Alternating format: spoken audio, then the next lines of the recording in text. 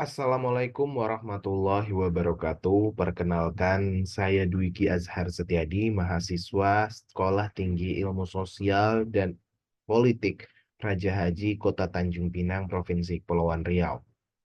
Dengan nomor induk mahasiswa 21101038. Di sini saya akan menjelaskan tentang sistem ekonomi Indonesia, yang mana merupakan mata kuliah pada semester 6 di Sekolah Tinggi Ilmu Sosial Politik Raja Haji Kota Tanjung Pinang. Saya akan menjelaskan menjadi satu kesatuan video dimulai dari pertemuan pertama hingga pertemuan terakhir, yaitu pertemuan ke-16. Baik, sistem ekonomi Indonesia. Presentasi dari saya, Dwiki Azhar Setiadi, dengan nomor induk mahasiswa 211038.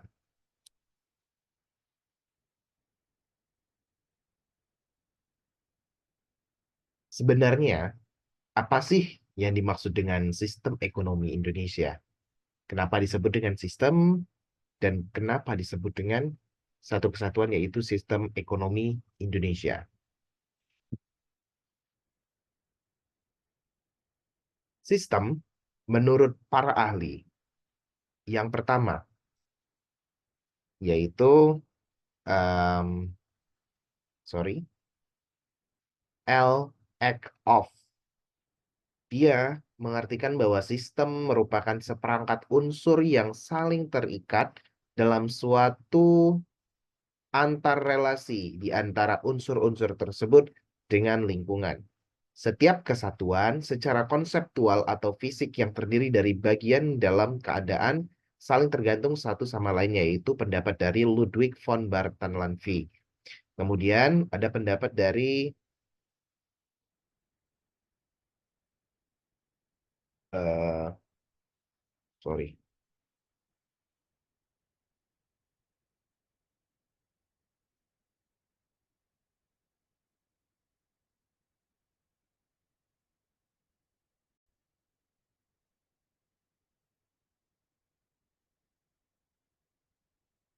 Apa sih yang dimaksud dengan sistem? Nah, sistem menurut para ahli yang pertama, yaitu Chester A. Bernard, mengatakan bahwa suatu kesatuan yang terpadu secara holistik yang di dalamnya terdiri atas bagian-bagian dan masing-masing bagian memiliki ciri dan batas tersendiri. Kemudian L. Akov,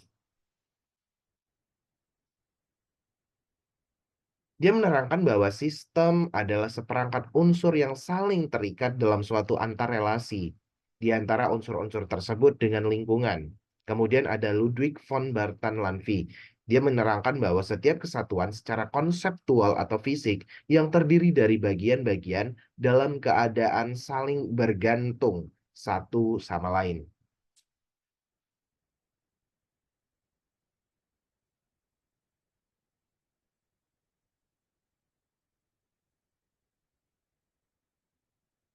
Nah, sistem dan ekonomi adalah, nah, tadi kan sudah berbicara tentang sistem, sekarang kita berbicara tentang ekonomi. Nah, jadi dapat disimpulkan bahwa sistem adalah sekumpulan unsur atau elemen yang saling berkaitan dan saling mempengaruhi dalam melakukan kegiatan bersama untuk mencapai suatu tujuan.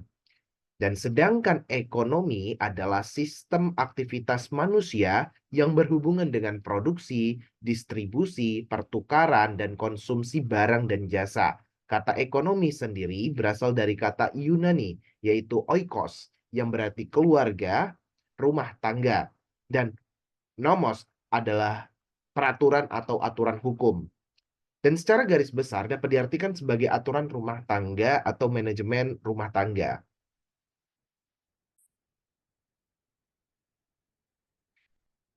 Selanjutnya yaitu eh, apa yang dimaksud dengan sistem ekonomi. Tadi kita udah berbicara tentang sistem dan kita udah berbicara tentang ekonomi. Sekarang apabila kita gabungkan menjadi satu kata, yaitu sistem ekonomi. Sistem ekonomi adalah suatu sistem yang mengatur serta menjalin hubungan ekonomi antar manusia dengan seperangkat kelembagaan dalam suatu tatanan kehidupan. Selanjutnya dikatakannya pula bahwa suatu sistem ekonomi tidaklah harus berdiri sendiri, tapi berkaitan dengan falsafah, pandangan, dan pola hidup masyarakat tempatnya berpijak. Nah, ini adalah pendapat dari Dumairi, yang merupakan dosen ekonomi dari Universitas Gadjah Mada, Yogyakarta.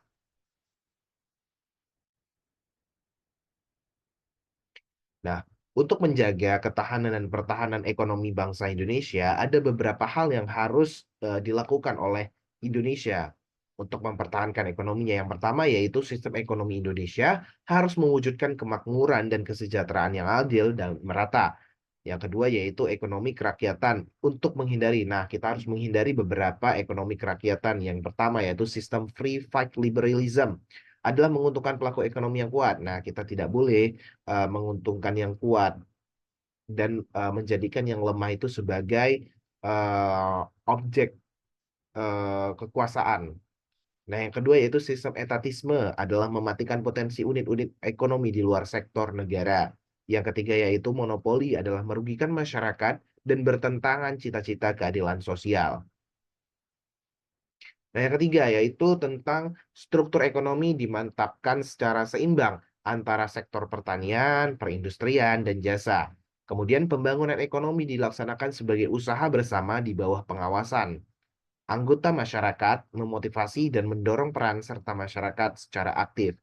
Yang kemudian yaitu kelima yaitu pemerataan pembangunan. Nah, pemerataan pembangunan ini adalah salah satu bentuk upaya Indonesia untuk melakukan pertahanan dan ketahanan ekonomi secara menyeluruh ya. Yang kemudian yaitu tentang kemampuan bersaing. Nah, bagaimana kita bisa bersaing dengan negara luar, bagaimana kita bisa bersaing dengan negara-negara di regional kita yaitu Asia Tenggara. Nah, salah satunya yaitu berupa bentuk kebijakan-kebijakan ekonomi yang dikeluarkan oleh pemerintah. Kemudian ada beberapa khas dari sistem ekonomi Indonesia yang itu sistem ekonomi. Sorry, bukan sistem ekonomi Indonesia, tapi sistem ekonomi.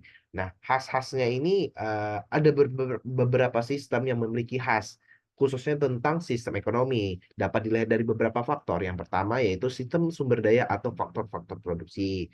Kemudian kebebasan masyarakat untuk dapat berkompetisi antar satu dengan yang lain. Kemudian peranan pemerintah dalam mengatur kehidupan. Nah, ada beberapa sistem ekonomi dalam dunia ekonomi, yaitu sistem demokrasi, campuran, liberalisme, kemudian otoriter, pemimpin, kemudian ada sistem syariah, dan sebagainya. Nah, dari sistem-sistem ekonomi tersebut memiliki beberapa kriteria yang menjadi pembeda, antara lain yaitu tadi tentang sumber daya atau faktor-faktor produksi, kemudian kebebasan masyarakatnya dalam berkompetisi atau ikut serta, kemudian peran dari pemerintah dalam dalam menangani ekonomi itu seperti apa? Apakah penuh ataukah sebagian gitu. Kemudian ada beberapa aspek sistem ekonomi, yaitu aspek kehidupan nasional yang berkaitan dengan pemenuhan kebutuhan bagi masyarakat meliputi produksi, distribusi, dan konsumsi barang-barang jasa. Kemudian usaha-usaha untuk meningkatkan taraf hidup masyarakat secara individu maupun kelompok, serta bermasyarakat untuk memenuhi kebutuhan. Nah, klasifikasi sistem ekonomi. Selanjutnya kita bicara tentang yang tadi saya sebutkan di aspek sistem ekonomi tadi ya. Nah, klasifikasi sistem ekonomi ini ada berapa aja ya? Eh, Ada berapa sistem ekonomi itu? Nah, menjadi pertanyaan kita semua nih, ada berapa sistem ekonomi tersebut? Nah, kita bakalan bahas satu persatu dulu. Yang pertama yaitu tentang sistem ekonomi tradisional. Nah, biasanya sistem ekonomi tradisional ini melakukan kebiasaan, tradisi, dan adat istiadat secara turun-temurun. Hasil produksinya hanya untuk memenuhi kebutuhan sehari-hari alias tidak diperjualbelikan. Jadi, dia melakukan pekerjaan, contohnya warga masyarakat yang tinggal di tanah adat. Nah, mereka melakukan perekonomiannya secara tradisional. Nah, ciri-cirinya yaitu bagaimana mereka tidak ada rumah tangga produksi dan rumah tangga konsumen. Habis itu pemenuhan kebutuhan masyarakat dilakukan dengan barter, kemudian eh, dia tidak ada namanya teknologi untuk penunjang penghasil produk, kemudian teknik produksinya itu masih dilakukan secara sederhana seperti bertani, berkebun, dan berburu. Kemudian ada namanya kelebihan dari sistem ekonomi tradisional ini yaitu tidak adanya eksploitasi sumber daya alam maupun tenaga manusia secara besar-besaran. Mereka sangat menjunjung tinggi dengan sistem wawasan lingkungan karena mereka mengingat bahwa tanah yang ditinggalinya adalah merupakan milik leluhurnya dan mereka beranggapan bahwa apabila mereka itu eh, care dan peduli terhadap lingkungan yang ia tinggali, maka otomatis alam akan menemaninya sampai hingga akhir hayatnya. Nah, kemudian ada kekurangannya yaitu sistem ekonomi tradisional yang pertama, keterbatasannya hasil produksi, kemudian pertumbuhan ekonomi yang melambat, serta barang yang tidak senilai ketika melakukan barter. Nah, karena adanya sifat barter ini, maka mereka itu tidak tahu berapa nilai dari barang yang ingin ditukarkan dengan barang yang lainnya sehingga tidak ada kepastian antar satu barang dengan barang yang lain berupa nilainya gitu. Dan mereka juga untuk mendapatkan produksi yang melimpah itu sangat tidak mungkin karena ada itu tadi tidak adanya sistem apa namanya sistem manajemen tentang peralatan-peralatan modern yang bisa membantu mereka untuk menunjang jumlah produksi mereka gitu. Selanjutnya itu sistem ekonomi liberal. Nah, biasanya nih sistem ekonomi liberal ini mengarah ke eh, Amerika, kemudian negara-negara Eropa, kemudian gitu ya. Nah, sistem ekonomi liberal ini yaitu masyarakat terbagi menjadi dua golongan, yaitu golongan pemberi kerja yang bebas menentukan bidang usaha mereka dan golongan penerima kerja yang bebas memilih pekerjaan mereka inginkan. Kemudian masyarakat diberi kebebasan untuk membeli alat produksi menggunakan uang pribadi, timbul persaingan antar masyarakat, peran pemerintah sangat minim, kegiatan ekonomi selalu mempertimbangkan kondisi pasar. Nah, ekonomi liberal ini biasa dianut oleh apa namanya Amerika karena mereka menganut kapitalisme gitu. Nah, kunci dari ekonomi liberal ini adalah sistem ekonomi yang memberikan kebebasan kepada masyarakat untuk menjalankan kegiatan produksi, distribusi, dan konsumsi. Tujuan ekonomi liberal adalah mencari keuntungan sebanyak-banyaknya. Jadi, pemerintah ini dia berbisnis dengan masyarakatnya gitu. Kelebihannya yaitu bebas berinovasi untuk menciptakan produk, kemudian memiliki banyak opsi barang yang berkualitas. Nah, kekurangannya, penjual dengan modal sedikit bisa kalah dengan pengusaha bermodal tinggi. Kemudian negara bisa saja mengalami resesi atau krisis ekonomi. Nah, karena em, Amerika Serikat merupakan poros ekonomi dunia, jadi eh, penerapan ekonomi liberal yang dilakukan oleh Amerika ini sangat kecil kemungkinan untuk terjadinya resesi ekonomi atau krisis ekonomi. Dan kemudian di sana mereka itu apabila ada UMKM yang bermodal kecil, ya universitas, usaha menengah kecil mikro ya atau makro. Nah, mereka itu sangat tidak bisa bersaing dengan pengusaha-pengusaha yang bermodalkan dengan besar gitu. Nah, otomatis UMKM-UMKM yang ada di Amerika atau khususnya negara yang menganut sistem ekonomi liberal itu mereka tidak ada kecil kemungkinan untuk bisa berhasil dan mengembangkan produknya, usahanya menjadi lebih besar dari yang sebelumnya. Selanjutnya yaitu sistem ekonomi campuran.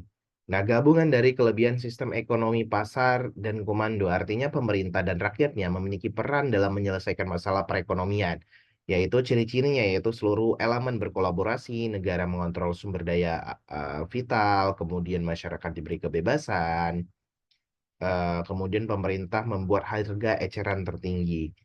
Nah, kelebihan dari sistem ekonomi campuran ini yaitu meningkatnya kreativitas pengusaha atau pelaku UMKM, kemudian mencegah terjadinya monopoli usaha, kemudian persaingan usahanya tetap sehat. Nah, kekurangannya adalah sayangnya penerapan sistem ekonomi campuran terkadang berat sebelah. Nah, gimana sih yang dimaksud dengan berat sebelah? Ini, eh, sorry, apabila sayangnya penerapan sistem ekonomi campuran terkadang berat sebelah gini. Ekonomi campuran ini kan gabungan dari sistem ekonomi antar komando dengan pasar. Nah, terkadang eh, apabila kita ingin melakukan kebijakan moneter atau kebijakan fiskal, sorry, pemerintah ingin melakukan kebijakan moneter, kebijakan fiskal gitu ya, kebijakan fiskal atau kebijakan-kebijakan terkait dengan ekonomi. Nah, terkadang mereka itu membuat em,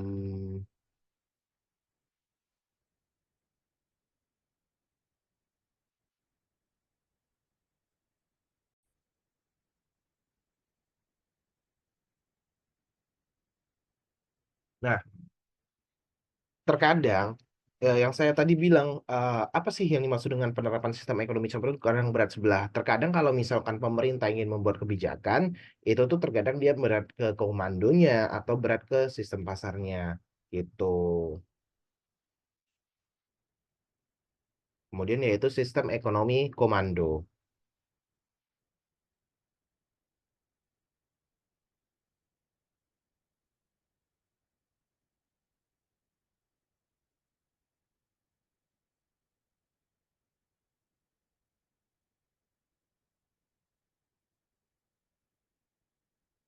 Sistem ekonomi komando yaitu pemerintah menguasai sumber daya alam dan modal untuk menggerakkan roda perekonomian di suatu negara. Kemudian tujuan sistem ekonomi ini adalah memenuhi kebutuhan bersama. Ciri-ciri. Ciri-ciri yaitu sumber daya dikuasai oleh pemerintah sehingga masyarakat tidak boleh mengambil secara bebas. Kemudian seluruh kegiatan ekonomi diatur oleh pemerintah. Peran masyarakat hanya sebagai pelaksana.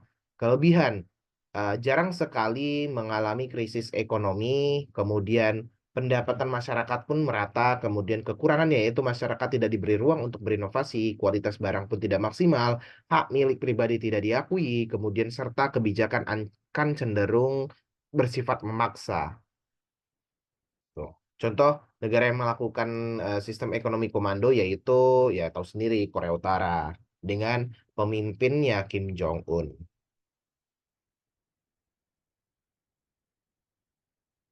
Nah, sistem ekonomi Pancasila. Sistem ekonomi Pancasila merupakan pengembangan dari sistem ekonomi campuran, namun berlandaskan Pancasila dan Undang-Undang Dasar Negara Republik Indonesia tahun 1945. Ciri-cirinya yaitu kekeluargaan, pemerintah menguasai sumber daya alam, penting atau vital, kemudian berwawasan lingkungan. Nah, kelebihannya yaitu setiap warga negara berhak berkreativitas, kemudian perekonomian yang utama adalah untuk kemakmuran bangsa dan negara. Dan kekurangannya itu pengambilan keputusan yang terlalu lambat karena harus memikirkan kepentingan bersama. Nah, benar nih, apabila ada sistem apabila di negara kita ini apabila ingin melakukan kebijakan harus ada persetujuan DPR, kemudian harus mempertimbangkan DPR gitu kan, DPR sebagai Dewan Pertimbangan gitu apabila ingin mengesahkan undang-undang. Sistem ekonomi syariah. Nah, sistem ekonomi syariah adalah sistem ekonomi yang berlandaskan pada prinsip-prinsip hukum Islam. Nah, ciri-cirinya yaitu larangan untuk melakukan riba atau bunga, kemudian adanya zakat di akhir bulan Ramadan, kemudian prinsip bagi hasil. Nah, kelebihan ada lagi dengan larangan garar yaitu ketidakpastian. Contohnya itu sebenarnya trading gitu. Trading itu sangat sangat tidak dianjurkan dalam agama Islam. Kemudian larangan maisir atau perjudian karena tidak pasti gitu. Kehalangan barang dan jasa, kehalalan barang dan jasa, keadilan dalam bertransaksi. Nah, kelebihannya itu stabilitas ekonomi, kemudian keberlanjutan sosial dan berbisnis itu lebih beretika, kemudian investasi yang adil, kesejahteraan umat. Nah, kekurangannya itu keterbatasan instrumen keuangan. Nah, kemudian yang kedua yaitu implementasi yang kompleks, kurangnya pemahaman, habis itu kendala infrastruktur, kesulitan pembiayaan proyek. Nah, landasan sistem ekonomi Indonesia.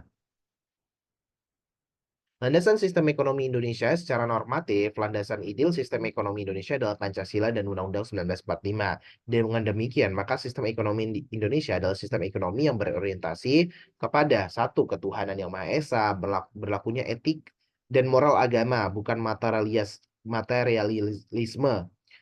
Kemudian yang kedua, kemanusiaan yang adil dan beradab, tidak mengenal pemerasan atau eksploitasi. Yang ketiga yaitu persatuan Indonesia, berlakunya kebersamaan atas kekeluargaan, sosionasionalisme, dan sosiodemokrasi dalam ekonomi.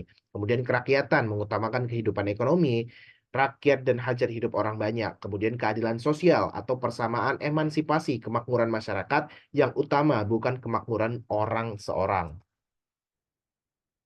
Keterlibatan pemerintah dalam kehidupan ekonomi dapat dibedakan menjadi tiga, yaitu membuat peraturan dengan tujuan pokok agar kegiatan ekonomi yang dilakukan berjalan secara wajar dan tidak merugikan masyarakat. menjalankan berbagai kebijakan ekonomi antara lain kebijakan fiskal dan moneter, kemudian secara langsung menjalankan berbagai kegiatan ekonomi sehingga dapat memaksimumkan keuntungan sosial.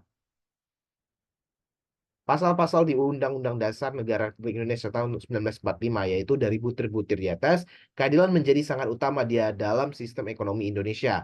Keadilan merupakan titik tolak proses dan tujuan sekaligus pasal 33 Undang-Undang Dasar 1945 adalah pasal utama bertumpunya sistem ekonomi Indonesia yang berdasarkan Pancasila dengan kelengkapannya yaitu pasal 18, 23, 27 ayat 2 dan 34. Sebaliknya, dalam demokrasi ekonomi perlu dihindari timbulnya ciri-ciri negatif sebagai berikut. Satu, sistem free fight, liberalisme, sistem etatisme, atau memusatkan kekuatan ekonomi untuk monopoli ya, tadi yang kita sebut sebelumnya. Nah, sistem ekonomi Pancasila atau SEP memiliki ciri-ciri pokok sebagai berikut. Koperasi sebagai soko guru perekonomian, kemudian roda perekonomian digerakkan oleh rangsangan ekonomis, sosial, dan moral. Adanya kehendak yang kuat dari seluruh masyarakat ke arah kemerataan sosial.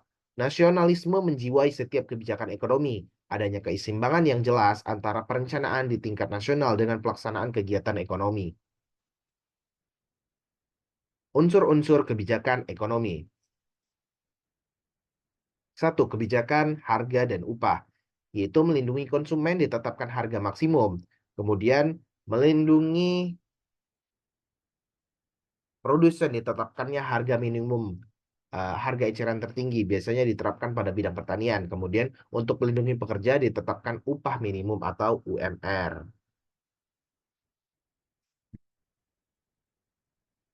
Dua, kebijakan produksi. Untuk mengatasi ketidakseimbangan antar permintaan dan penawaran, maka pemerintah dapat melakukan tindakan-tindakan langsung mempengaruhi produksi, yaitu kebijakan produksi ini. Kemudian yang ketiga, kebijakan perdagangan.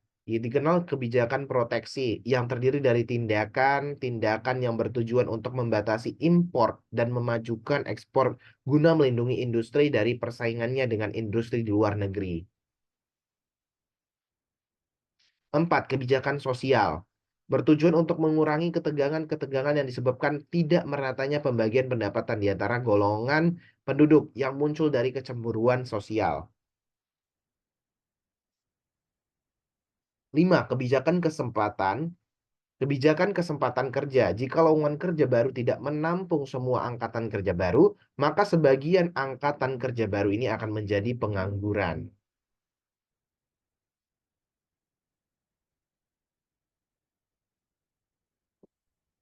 6. Kebijakan moneter, yaitu bertujuan untuk menjaga stabilitas nilai mata uang negara yang bersangkutan melalui penambahan atau pengurangan penawaran uang yang beredar. 7. Kebijakan keuangan, negara dan fiskal. Keuangan berkaitan dengan pemasukan dan pengeluaran negara. Fiskal berkaitan dengan pajak. Kebijakan industrialisasi, yaitu tindakan pemerintah untuk memberikan arah kepada industri yang sudah ada dan akan didirikan. Kebijakan ekonomi makro. Kebijakan fiskal, salah satu bentuk langkah pemerintah dalam mengelola terhadap pengeluaran dan perbajakan atau dalam penggunaan instrumen fiskal dalam mempengaruhi jalannya sistem ekonomi agar dapat maksimum dalam kesejahteraan ekonomi. Instrumen kebijakan fiskal. Anggaran belanja seimbang. Anggaran belanja seimbang ialah bentuk anggaran yang berhubungan dengan keadaan dan kondisi perekonomian yang mana fungsinya agar anggaran dapat seimbang dalam jangka panjang. Pengelolaan anggaran. Pengelolaan anggaran ialah bentuk upaya dalam memperkecil ketidakstabilan ekonomi dengan menyesuaikan anggaran yang berkaitan dengan hubungan belanja pemerintah dengan penerimaan pajak. Kemudian pembiayaan fungsional. Pembiayaan fungsional ialah pengeluaran pemerintah yang diatur untuk menghindari pengaruh langsung terhadap pendapatan nasional yang berfungsi untuk meningkatkan kesempatan kerja. Kebijakan fiskal masa keluasan ekonomi. Berbagai penelitian telah dilakukan untuk menganalisa kebijakan fiskal yang dilakukan pemerintah saat ini. Sebuah studi yang telah dilakukan antara lain tentang fleksibilitas pajak sebagai instrumen kebijakan fiskal untuk menghadapi krisis yang diakibatkan oleh pandemi COVID-19.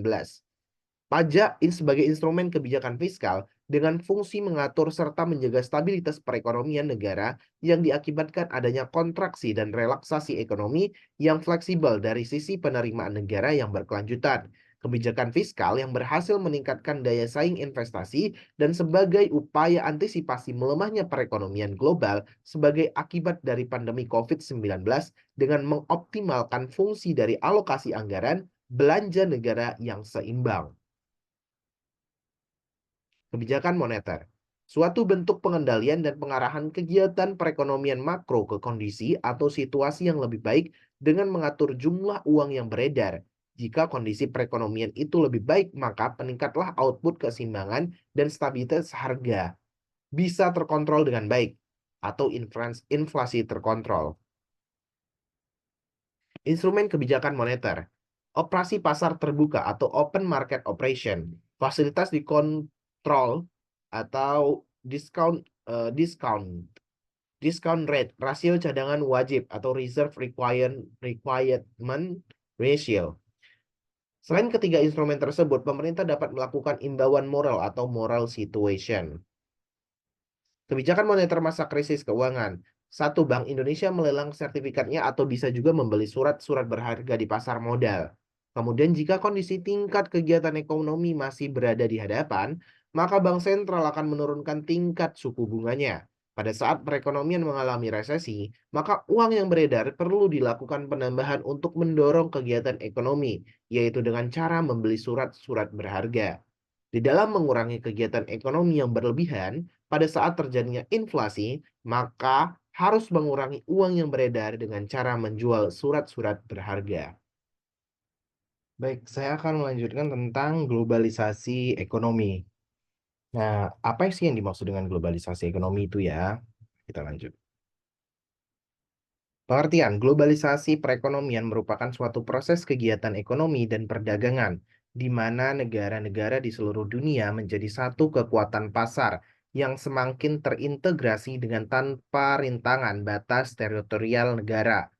Globalisasi perekonomian mengharuskan penghapusan seluruh batasan dan hambatan terhadap arus modal, barang, dan jasa. Globalisasi ekonomi antara lain terjadi dalam bentuk-bentuk berikut. Yang pertama yaitu globalisasi produksi, di mana perusahaan produksi di berbagai negara dengan sasaran agar biaya produksi menjadi lebih rendah. Hal ini dilakukan baik karena upah buruh yang rendah, tarif bea masuk yang murah, infrastruktur yang membadai, ataupun karena iklim usaha dan politik yang kondusif. Dunia dalam hal ini menjadi lokasi manufaktur global.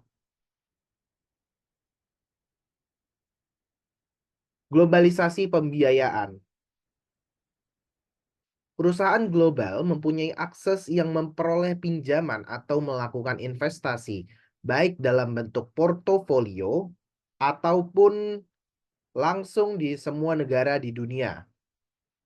Sebagai contoh, PT Telkom dalam memperbanyak satuan sambungan telepon atau PT Jasa Marga dalam memperluas jaringan jalan tol telah memanfaatkan sistem pembiayaan dengan pola BOT, Belt Operate Transfer, bersama mitra usaha dalam mancanegara. Selanjutnya yaitu globalisasi tenaga kerja. Perusahaan global memanfaatkan tenaga kerja dari seluruh dunia sesuai kelasnya, seperti penggunaan staf profesional diambil dari tenaga kerja yang telah memiliki pengalaman internasional ataupun buruh kasar yang biasa diperoleh dari negara berkembang. Dengan globalisasi, maka human movement akan semakin mudah dan bebas. Globalisasi jaringan informasi. Masyarakat suatu negara dengan mudah dan cepat mendapatkan informasi dari negara-negara di dunia.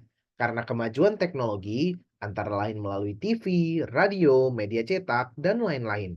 Dengan jaringan komunikasi yang semakin maju, telah membantu meluasnya pasar ke berbagai belahan dunia untuk barang yang sama. Sebagai contoh, KFC, celana jeans Levi's, atau hamburger melanda pasar di mana-mana. Akibatnya, selera masyarakat dunia, baik yang berdomisili di kota ataupun di desa menuju pada selera global. Globalisasi perdagangan. Hal ini terwujud dalam bentuk penurunan dan penyeragaman tarif serta penghapusan berbagai hambatan non-tarif.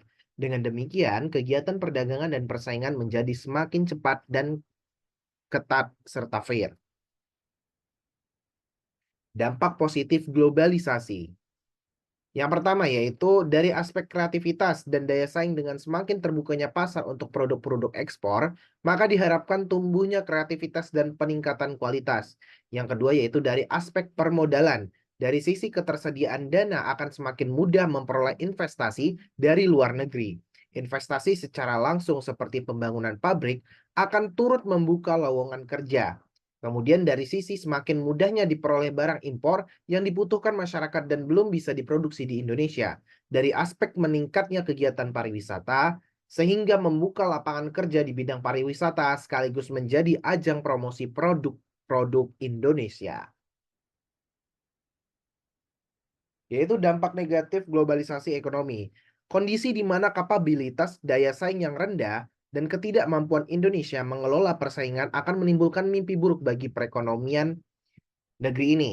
Kemudian yang kedua yaitu membanjiri produk-produk negeri asing seperti produk Cina yang akhir-akhir ini mematikan produksi dalam negeri. Warga negara Indonesia hanya akan menjadi tenaga kerja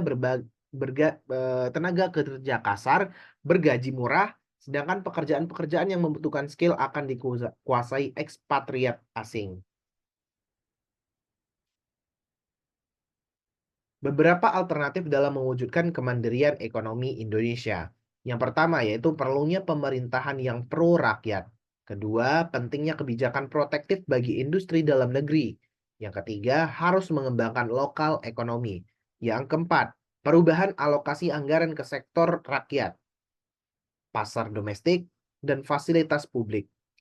Yang kelima yaitu perluasan pembangunan usaha bersama. Yang keenam, membuat pasar kebutuhan dan permintaan nasional. Yang ketujuh, penguasaan industri, pengelolaan barang mentah hasil sumber daya alam Indonesia.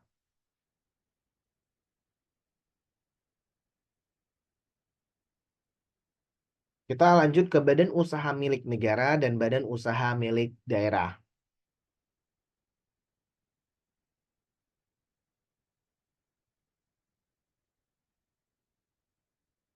Nah, ciri-ciri BUMN yang pertama yaitu dikuasai pemerintah, kemudian pengawasan yang dilakukan oleh pemerintah, kekuasaan penuh oleh pemerintah, kewenangan pembuatan kebijakan dari pemerintah, risiko dan tanggung jawab dari pemerintah juga. Kemudian sebagai alat pengisi devisa negara, penyeimbang antar swasta dan publik supaya tidak ada namanya kecenderungan dan dimonopoli oleh swasta, maka pemerintah turut hadir dalam bidang BUMN ini. Kemudian pelayanan ditujukan untuk masyarakat, memupuk keuntungan, alat stabilitator perekonomian, meningkatkan produktivitas, efektivitas, dan efisiensi, serta terjaminnya prinsip-prinsip ekonomi, modal dimiliki oleh negara dari kekayaan negara yang dipisahkan, peranan pemerintah sebagai pemegang saham, bila sahamnya dimiliki oleh masyarakat, besarnya tidak lebih dari 49%, sedangkan minimal 51% sahamnya dimiliki oleh negara. Kemudian pinjaman pemerintah dalam bentuk obligasi, modal juga diperoleh dari bantuan luar negeri. Bila memperoleh keuntungan, maka dimanfaatkan untuk kesejahteraan rakyat, kemudian pinjaman kepada bank atau lembaga keuangan bukan bank. Nah, BUMN itu ada namanya perusahaan persero atau perusahaan perseroan.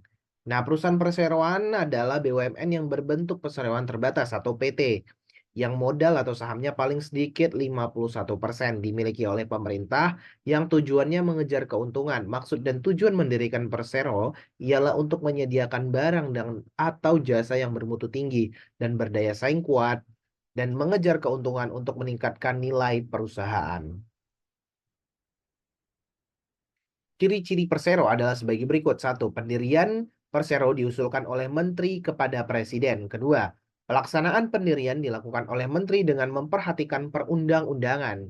Kemudian statusnya berupa perseroan terbatas yang diatur berdasarkan undang-undang. Kemudian modalnya berbentuk saham. Sebagian atau seluruh modalnya adalah milik negara dari kekayaan negara yang dipisahkan.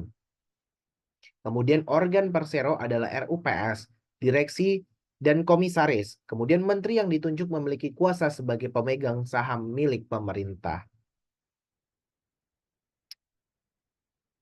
Kemudian apabila seluruh saham dimiliki pemerintah, maka menteri berlaku sebagai RUPS. Jika hanya sebagian, maka sebagai pemegang saham perseroan terbatas.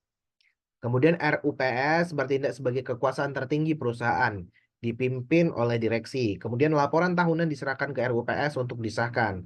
Tidak mendapat fasilitas negara, tujuan utama memperoleh keuntungan, kemudian hubungan-hubungan usaha diatur dalam hukum perdata, kemudian pegawainya berstatus pegawai swasta. Daftar BUMN yang persero. 1.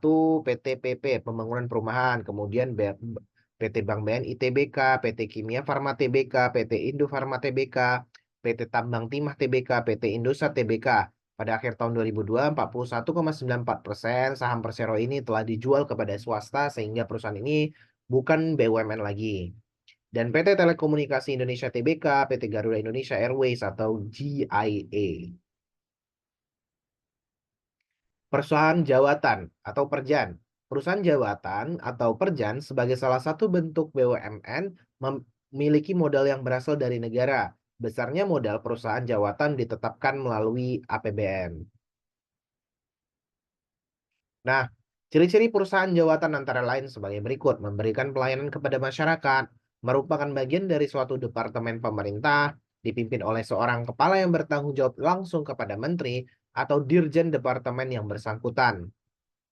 Kemudian status karyawannya adalah pegawai negeri.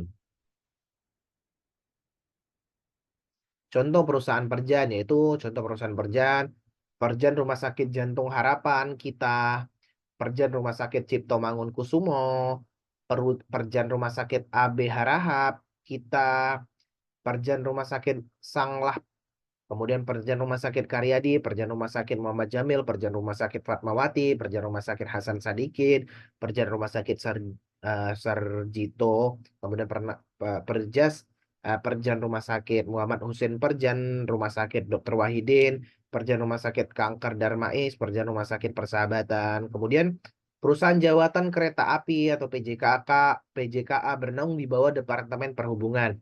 Sejak tahun 1991, Perusahaan Jawatan Kereta Api atau PJKA berubah menjadi Perusahaan Umum Kereta Api atau Parumka. Berubah kemudian menjadi Perusahaan Negara Kereta Api atau PNK. Dan yang terakhir berubah nama menjadi PT Kereta Api Indonesia atau PT KAI. Nah, ini perusahaan umum. Perusahaan umum adalah suatu perusahaan negara yang bertujuan untuk melayani kepentingan umum, tetapi sekaligus mencari keuntungan.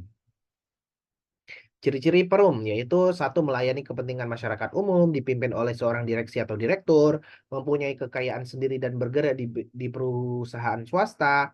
Artinya perusahaan umum perum bebas membuat kontrak kerja dengan semua pihak, dikelola dengan modal pemerintah yang terpisah dari kekayaan negara. Pekerjaannya adalah pegawai perusahaan swasta, memupuk keuntungan untuk mengisi kas negara. Contoh perum yaitu Perum Pegadaian, Perum Jasa Tirta, Perum Damri, Perum Antara, Perum Peruri, Perum Perumnas, Perum Balai Pustaka. Modalnya dapat berupa saham atau obligasi bagi perusahaan yang go public, dapat menghimpun dana dari pihak-pihak yang lainnya. Kemudian kita masuk badan usaha milik daerah. Nah, ciri-ciri BUMD adalah 1. Pemerintah pemegang hak atas segala kekayaan dan usaha. Pemerintah daerah berkedudukan sebagai pemegang saham dalam permodalan perusahaan. Pemerintah daerah memiliki wewenang dan kekuasaan dalam menetapkan kebijakan perusahaan. Kemudian pengawasan dilakukan oleh pelengkap negara yang berwenang. Ini BUMN nih, ini BUMD ya. Jadi wilayah kekuasaannya adalah sekitar daerahnya aja. Ya, kurang lebih ada ini yang bisa dibaca sendiri ya. Kemudian kita masuk ke koperasi.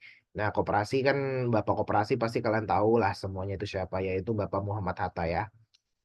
Nah, ini prinsip dari koperasi yaitu terbaru yang dikembangkan International Cooperative Alliance, Federasi Koperasi Non-Pemerintah Internasional adalah keanggotaan yang bersifat terbuka dan sukarela, pengelolaan yang demokratis, partisipasi anggota dalam ekonomi, kebebasan dan otonomi, pengembangan pendidikan, pelatihan, dan informasi.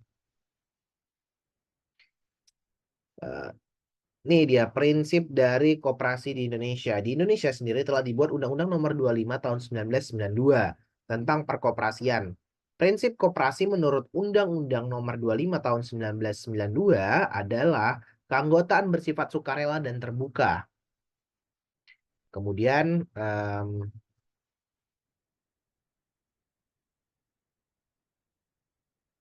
pengelolaan dilakukan secara demokrasi. Pembagian SAU dilakukan secara adil sesuai dengan jasa usaha masing-masing anggota. Kemudian pemberian balas jasa yang terbatas terdapat terhadap modal, kemudian kemandirian, pendidikan perkoperasian, kerjasama antar koperasi. Jenis koperasi menurut fungsinya yaitu koperasi pembelian atau pengadaan konsumsi adalah koperasi yang menyelenggarakan fungsi pembelian atau pengadaan barang dan jasa untuk memenuhi kebutuhan anggota sebagai konsumen akhir. Kemudian koperasi penjualan atau pemasaran adalah koperasi yang menyelenggarakan fungsi distribusi barang atau jasa yang dihasilkan oleh anggotanya agar sampai di tangan konsumen. Kemudian koperasi produksi adalah koperasi yang menghasilkan barang dan jasa di mana anggotanya bekerja sebagai pegawai atau karyawan koperasi. Kemudian koperasi jasa adalah koperasi yang menyelenggarakan pelayanan jasa yang dibutuhkan oleh anggota, misalnya simpan pinjam, asuransi angkutan, dan sebagainya.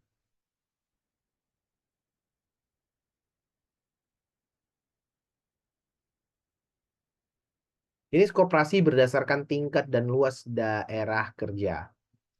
Koperasi primer. Koperasi primer ialah koperasi yang minimal memiliki anggota sebanyak 20 orang perseorangan. Koperasi sekunder adalah koperasi yang terdiri dari gabungan badan-badan koperasi serta memiliki cakupan daerah kerja yang luas dibandingkan dengan koperasi primer. Koperasi sekunder dapat dibagi menjadi satu, koperasi pusat adalah koperasi yang beranggotakan paling sedikit 5 koperasi primer. Nah, gabungan koperasi adalah koperasi yang anggotanya minimal 3 koperasi pusat. Kemudian induk koperasi adalah koperasi yang minimum anggotanya adalah 3 gabungan koperasi. Jenis koperasi menurut status keanggotaannya. Satu, koperasi produsen adalah koperasi yang anggotanya para produsen barang atau jasa dan memiliki rumah tangga usaha. Kemudian koperasi konsumen adalah koperasi yang anggotanya para konsumen akhir atau pemakai barang atau jasa yang ditawarkan para pemasok di pasar. Sejarah koperasi di Indonesia. Koperasi di Indonesia menurut Undang-Undang tahun 1992 didefinisikan sebagai badan usaha yang beranggotakan orang-orang atau badan hukum koperasi dengan melandaskan kegiatannya berdasarkan prinsip-prinsip koperasi sekaligus sebagai gerakan ekonomi rakyat yang berdasar atas asas kekeluargaan. Sejarah singkat. Gerakan koperasi bermula pada abad ke-20 yang pada umumnya merupakan hasil dari usaha yang tidak spontan dan tidak dilakukan oleh orang-orang yang sangat kaya. Pada tahun 1896, seorang pamong Prajapati, Raden Arya Wirya Atmaja di Purwokerto mendirikan sebuah bank untuk para pegawai negeri atau priai. The Wolf Fund was started sewaktu cuti berhasil mengunjungi Jerman dan menganjurkan akan mengubah bank pertolongan tabungan yang sudah ada menjadi bank pertolongan, tabungan, dan pertanian. Ia juga menganjurkan mengubah bank tersebut menjadi koperasi kredit padi. Nah, sejarah koperasi di Indonesia. Kemudian pada tahun 1908, Budi Utomo yang didirikan oleh Dr. Sutomo memberikan peranan bagi gerakan koperasi untuk memperbaiki kehidupan rakyat. Kemudian baru tahun 1927 dibentuk Serikat Dagang Islam yang bertujuan untuk memperjuangkan kedudukan ekonomi pengusaha-pengusaha pribumi. Kemudian pada tahun 1929 berdiri Partai Nasional Indonesia yang memperjuangkan penyebarluasan semangat koperasi. Pada tahun 1933 keluar undang-undang yang mirip Undang-Undang Nomor 431 sehingga memastikan usaha koperasi untuk yang kedua kalinya. Pada tahun 1942 Jepang menduduki Indonesia. Jepang lalu mendirikan Koperasi Kumiai. Kemudian setelah Indonesia merdeka pada tanggal 12 Juli 1947, Pergerakan Koperasi Indonesia mengadakan Kongres Koperasi yang pertama di Tasikmalaya. Nah, ini adalah Bapak Koperasi adalah Bapak Muhammad Hatta.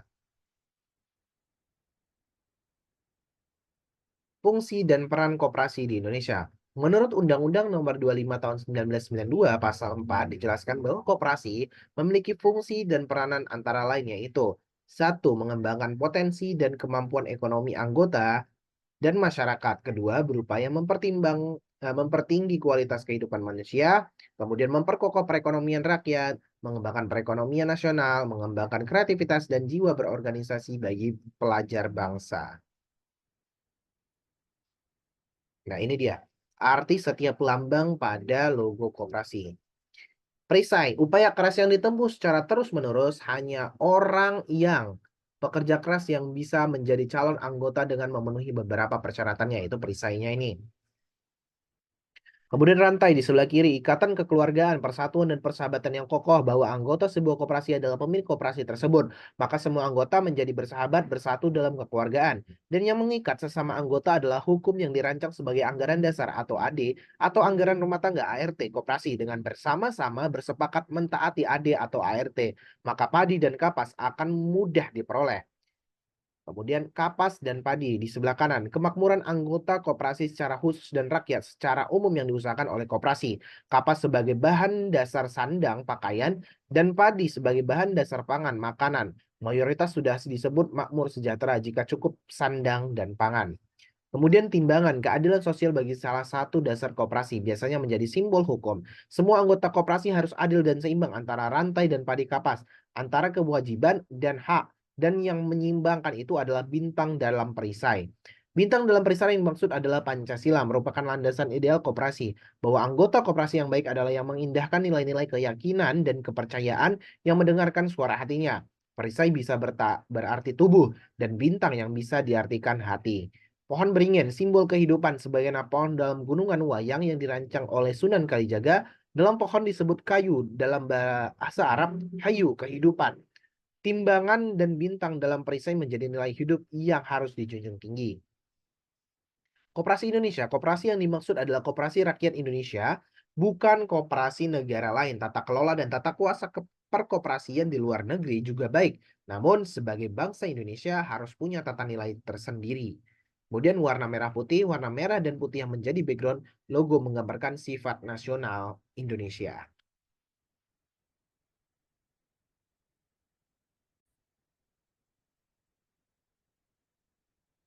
Selanjutnya yaitu tentang ekonomi kreatif. Nah, ekonomi kreatif ini apa sih yang dimaksud dengan ekonomi kreatif gitu ya? Sebelum kita masuk ke pengertiannya, kita mari tahu apa sih sejarah ekonomi kreatif itu. Seni dan budaya manusia telah tumbuh sejak awal peradaban dan perkembangan pesat dalam peran pentingnya di berbagai tonggak peradaban manusia di masa lalu. Namun, pembabakan ekonomi kreatif diulas dari zaman modern yaitu pada era pencerahan atau Enlightenment sebagai asal mula pemikiran dunia modern. Pengertian aircraft. Menurut definisi John Hawkins, ekonomi kreatif adalah kegiatan ekonomi di mana input dan outputnya adalah gagasan. Menurut Harmaizer, Z dalam buku Menangkap Peluang Usaha, menurut pakar bisnis J.C. Lareich, dalam sebuah hasil risetnya menemukan bahwa keyakinan untuk memanfaatkan momentum artinya kita harus pandai-pandai mencari celah dan memanfaatkannya. Dan ini sangat terkaitannya dengan analisa atau SWOT, Strength, Weakness, Opportunity, atau Threat. Subsektor ekonomi kreatif yaitu periklanan, arsitektur, pasar barang seni, kerajinan, desain, fashion, video, film, dan fotografi, permainan interaktif, musik, seni pertunjukan, penerbitan dan percetakan, layanan komputer dan piranti lunak, televisi, dan radio, riset dan pengembangan. Kemudian permasalahan dan tantangan.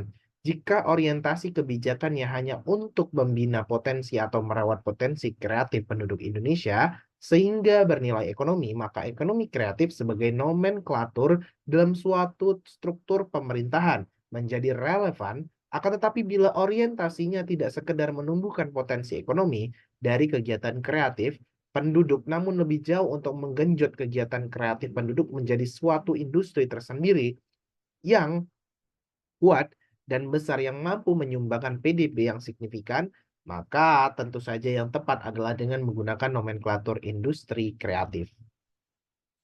Nah, ini contoh ekonomi kreatif ya.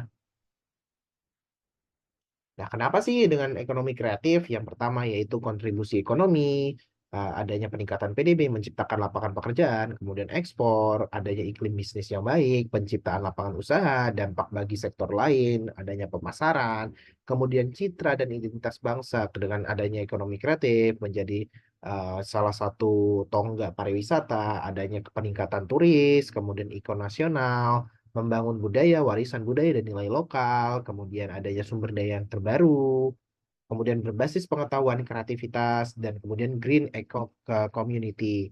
Kemudian adanya inovasi dan kreativitas, ide, gagasan, dan penciptaan nilai. Kemudian dampak sosial, kualitas hidup masyarakat yang semakin baik, peningkatan toleransi sosial, seperti itu. Nah, ini tahap-tahap adanya tahap-tahap di mana Indonesia mencapai adanya ekonomi kreatif. Itu tahap pertama yaitu 2005 sampai 2009 menata kembali dan meningkatkan kesadaran dan apresiasi terhadap ekonomi kreatif di segala bidang yang ditunjukkan untuk meningkatkan upaya penciptaan nilai tambah berbasis budaya. Kemudian tahap kedua menata kembali pengembangan ekonomi kreatif dan memperkuat sumber daya manusia dan kelembagaan pengembangan ekonomi kreatif yang ditujukan untuk menciptakan iklim usaha yang kondusif bagi pengembangan ekonomi kreatif. Kemudian tahap ketiga 2015 sampai 2019 memantapkan pengembangan ekonomi kreatif dengan menekankan pencapaian daya saing kompetitif berlandaskan keunggulan sumber daya alam dan sumber daya manusia berkualitas dengan kemampuan pengembangan dan pemanfaatan ilmu pengetahuan dan teknologi yang terus meningkat. Kemudian tahap keempat 2020 sampai 2024 mengarus utamakan kreativitas dan mewujudkan daya saing global berlandaskan keunggulan kompetitif di seluruh wilayah Indonesia didukung oleh sumber daya manusia berkualitas, sumber daya alam dan budaya lokal, industri berdaya saing dinamis, beragam, dan berkelanjutan, serta iklim usaha yang kondusif. Ekonomi kreatif sebagai penggerak terciptanya Indonesia yang berdaya saing dan masyarakat berkualitas hidup. Ini ada hubungannya ya. Kreativitas yang dituntut dalam ekonomi kreatif bukan yang hanya sekedar memodifikasi ulang, tapi harus menciptakan produk-produk baru. Nah, itu dinamakan ekonomi kreatif gitu. Baik, terima kasih atas partisipasinya dalam menonton video ini. Semoga dapat menambah wawasan kita semua dan dapat menjadi bermanfaat bagi kehidupan kita selama masih hidup di dunia ini. Akhir kata, billahi taufiq walhidayah. Wassalamualaikum warahmatullahi wabarakatuh. Selamat menikmati videonya.